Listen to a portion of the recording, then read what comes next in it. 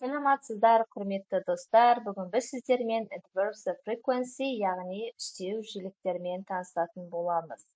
Көріп тұрғандарыңыздай, мен бірнеше үстеу жиіліктерін дайындап қойдым. Always әрқашан, usually әдетте, sometimes кейде, never ешқашан. Үстеу жиіліктерін не үшін қолданамыз? Қандай да бір іс-әрекетті қаншалықты жиі істейтінімізді көрсету үшін біз осы үстеу жиіліктерін қолданамыз. Ендеше үстеу жиіліктері қайда және қалай жазылады сөйлемнің ішінде, соған тоқталайық. Алдымен үстеу жиіліктері негізгі іс-әрекетті білдіретін негізгі етістіктің алдына жазылады.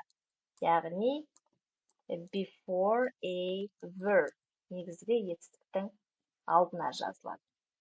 Келесі to be етістігінен кейін қолданылады. After the verb be, яғни to be етістігінен кейін қолданылады. Ендеше қазір мысалға кеп тоқталайық, сіздерге түсінікті болу үшін әр қайсысына мен мысал келтірейін. Алғашқы мысалымыз, мен әрқашан таңғы асын ішемін.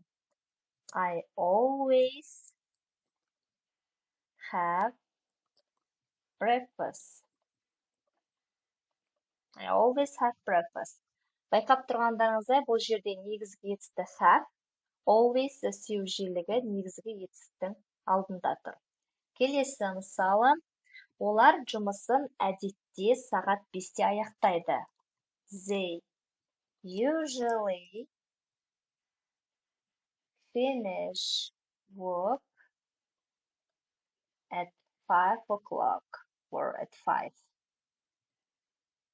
Яғни сағат 5-те аяқтайды. At 5. Келесі, ол кейде кешке телевизор көреді. She sometimes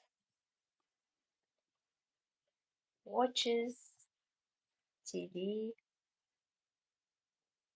She sometimes watches TV in the evening. Яғни ол кейде кешке телевизор көреді. Және соңғы мысалы, ол ешқашан ет жемейді. He never eats meat. Ол ешқашан ет жемейді.